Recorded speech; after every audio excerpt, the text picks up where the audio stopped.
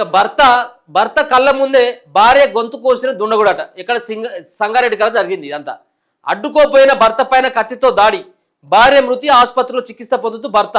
సంగారెడ్డి జిల్లా ఐడిఏ బొల్లారంలో దారుణం, రేపు చేసి చంపినట్టు అనుమానం. ఇక వీళ్ళను దేంతో కొట్టాలా, వాళ్ళను దేనితో చంపాలి చెప్పుర్రి. దుర్మార్గులు కాకపోతే వాళ్ళని ఏమనాలి పాపం. భార్య గొంతు కోసిన దుండగుడు భర్త కళ్ళ ముంగట్టే రేపు చేసి చంపినట్ట. వాడిని పట్టుకొని ముక్కలుగా నరకాలి. ఇక్కడ ఇప్పుడు ఇంతకుముందు చదివిన ఉత్తరప్రదేశ్ కాడ చేస్తే వాడిని ఎట్లయితే కాల్చి చంపిల్లో అవి ఆ విధమైనటువంటి ట్రీట్మెంట్ ఉండాలి. రాత్రిపూట మార్కెట్కు వెళ్ళి తిరిగి వస్తున్న దంపతులపై కొందరు దుండగులు అతి కిరాతకంగా దాడి చేశారు. భర్త కళ్ళ ముందే భార్య గొంతు కోసి చంపారు. అడ్డుకోపోయిన భర్త పైన దాడి చేశారు. ఈ దారుణ ఘటన సంగారెడ్డి జిల్లా జిన్నారం మండలం ఐడిఏ బొల్లారంలో శనివారం రాత్రి జరిగితే ఆలస్యంగా వెలుగులోకి వచ్చిందట. బీహార్కు చెందినటువంటి మీనా, ఆమె భర్త అనిల్ ఐడిఏ బొల్లారం వెంకటేశ్వర నగర్ కాలనీలో నివాసం ఉంటున్నారు. అనిల్ స్థానికంగా ఓ పరిశ్రమలో పనిచేస్తున్నాడు. శనివారం రాత్రి అతడు భార్యతో కలిసి బైక్పై బొల్లారం మార్కెట్కు వెళ్ళి కూరగాయలు కొనుగోలు చేసి రాత్రి 10 గంటల 30 నిమిషాల ప్రాంతంలో ఇంటికి తిరుగు ప్రయాణమయ్యాడు.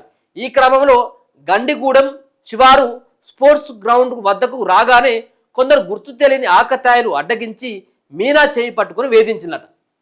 సో అడ్డుకున్న అనిల్తో గొడవ పడి ఆకతాయిలు అతడిపై కత్తితో దాడి చేశారు. ఆ తర్వాత మీనాను పక్కనున్న పొదల్లోకి లాక్కెళ్లి గొంతు కోసి చంపేశారు. స్థానికుల ద్వారా సమాచారం అందుకున్న బొల్లారం పోలీసులు ఘటనా స్థలానికి వెళ్లి చూడేసరికి సదరు మహిళ శరీరంపై బలమైన గాయాలు కల్పించాయి. వెంటనే అనిల్ను బొల్లారంలోని ఓ ప్రైవేట్ ఆసుపత్రికి తరలించి చికిత్స అందిస్తున్నారు. మీనా మృతదేహాన్ని పోస్టుమార్టం నిమిత్తం పటాన్చెరు ప్రభుత్వ ఆసుపత్రికి తరలించినట్లు సిఐ రవీందర్ రెడ్డి తెలిపారు.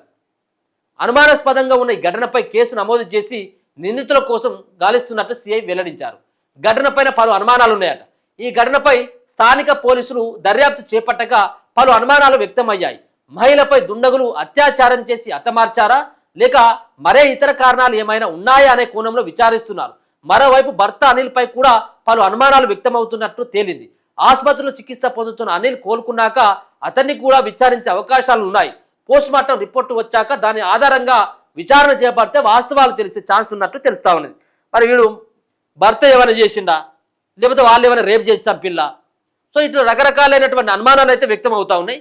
ఒకవేళ కనుక ఇట్లనే దుండగులే కనుక ఇట్లా రేప్ చేసి చంపినట్టు అయితే ఉంటే వాళ్ళను ఖచ్చితంగా పట్టుకొని కఠినమైనటువంటి శిక్షలు విధించాల్సినటువంటి అవసరం ఏదైనా ఉన్నది.